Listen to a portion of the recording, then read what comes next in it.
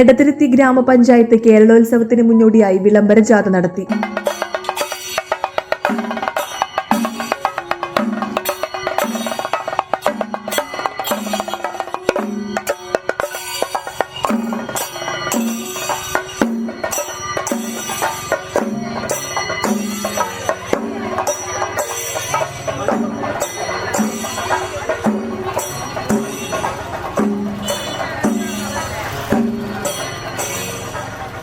കണ്ണമ്പുള്ളിപ്പുറം ശ്രീനാരായണ വായനശാലയിൽ നിന്ന് ആരംഭിച്ച് വിളംബര ജാഥ റിയാലിറ്റി ഷോ താരം അമൻ സഗ ഫ്ലാഗ് ഓഫ് ചെയ്തു.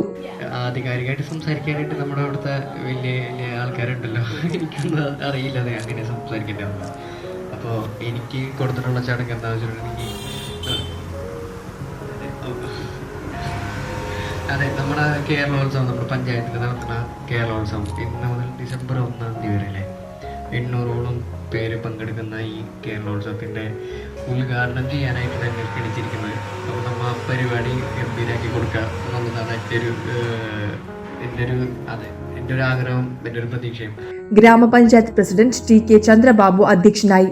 സംസ്ഥാന യുവജനക്ഷേമ ബോർഡിൻ്റെയും തദ്ദേശ സ്വയംഭരണ സ്ഥാപനങ്ങളോട് സഹകരിച്ചുകൊണ്ട് വളരെ വിജയകരമായി കൊണ്ട് തന്നെയാണ് നമ്മുടെ പഞ്ചായത്തിൽ എല്ലാ വർഷവും ഈ പരിപാടി നടത്തിപ്പോരുന്നത്.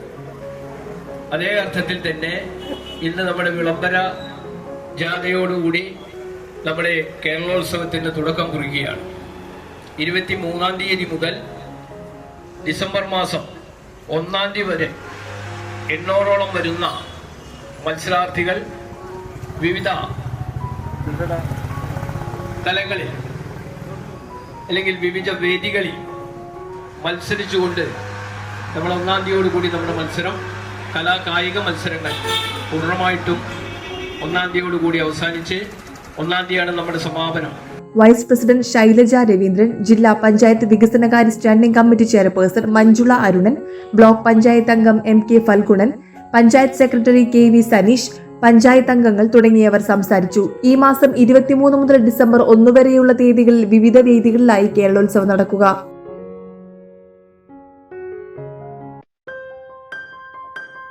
ആഘോഷവേളകളിൽ സ്വർണ്ണ തിളക്കത്തിന്റെ സ്പർശമായി മുഗൾ ജ്വല്ലറി.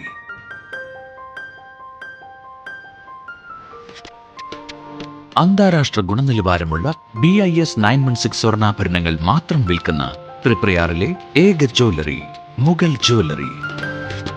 ഏറ്റവും പുതിയ മോഡലുകൾ, ഏറ്റവും കൂടുതൽ സ്റ്റോക്ക്, ഏറ്റവും കുറഞ്ഞ പണിക്കൂലി.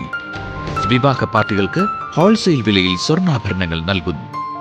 കേരള, കൽക്കട്ട, സിംഗപ്പൂർ, അറേബ്യ തുടങ്ങി ലോകോത്തര ഡിസൈനുകളുടെ വൈവിധ്യമാർന്ന സമന്വയം. സ്വർണ്ണ സൗന്ദര്യത്തിന്റെ രാജചിഹ്നം Mughal jewellery, NH17 road, Triprayar. You're watching True Line News.